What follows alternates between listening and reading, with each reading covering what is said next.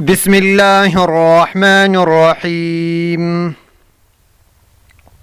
آج کا سبق سورۃ المطففین تجوید کے ساتھ شروع ہوتا ہے 31 آیت سے۔ رأوہم قالوا ان هؤلاء لضالون۔ قالوا، قاف بڑا قاف ہے، قاف کو سے ادا کرنا۔ قاف اس طرح ادا ہوتا ہے، زبان کی آخری حصہ اوپر نرم تالو سے لگا کر اس سے بڑا قاف ادا ہوتا ہے۔ قالوا ان نون پر تشدید ہے، نون پر حرف غنہ ہوتا ہے۔ اگر نون اور میم پر تشدید ہو تو غنہ ہوگا۔ غنہ کی مطلب ناک میں آواز چھپانا۔ وما ارسلوا علیہم حافظین۔ ارسلوا، اور را کو موٹا کرنا، رائے ساکنہ سے پہلے زبر یا پیش ہو تو را پر ہوگی۔ ارسلوا علیہم، علیہم عین کو سیدہ کرنا، عین اس طرح ادا ہوتا ہے علیہم حافظین، ہا اس طرح ادا ہوتا ہے حافظین، فا کو سیدہ کرنا، فا اس طرح ادا ہوتا ہے۔ دو سامنے والے اوپر دانتوں کی سر نیچے ہونٹ سے لگا کر ادا ہوتا ہے اس طرح حافظین۔ فَالْيَوْمَ الَّذِينَ آمَنُوا مِنَ الْكُفَّارِ يَضْحَكُونَ۔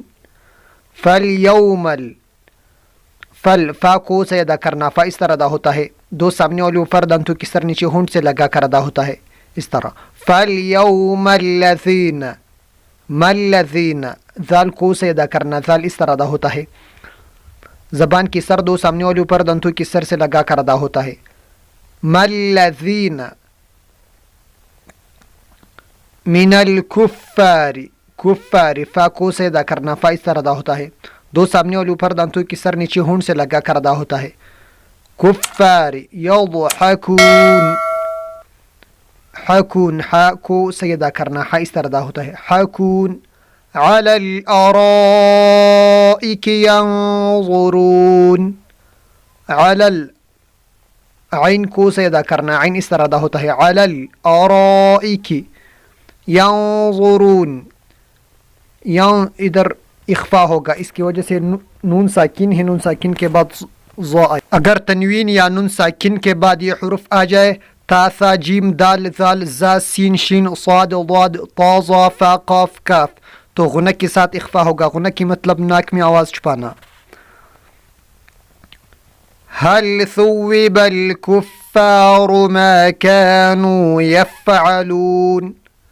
هل ثوب ثا کو سے ادا کرنا، ثا اس طرح ادا ہوتا ہے۔ زبان کی سر دو سامنے والی اوپر دانتوں کی سر سے لگا کر ادا ہوتا ہے ثوب الکفار، کفار کا فا کو سے ادا کرنا، فا اس طرح ادا ہوتا ہے۔ دو سامنے والے اوپر دانتوں کی سر نیچے ہونٹ سے لگا کر ادا ہوتا ہے کفار، کفار ما كانوا يفعلون، فا کو سے ادا کرنا، فا اس طرح ادا ہوتا ہے۔ دو سامنے والے اوپر دانتوں کی سر نیچے ہونٹ سے لگا کر ادا ہوتا ہے یفعلون۔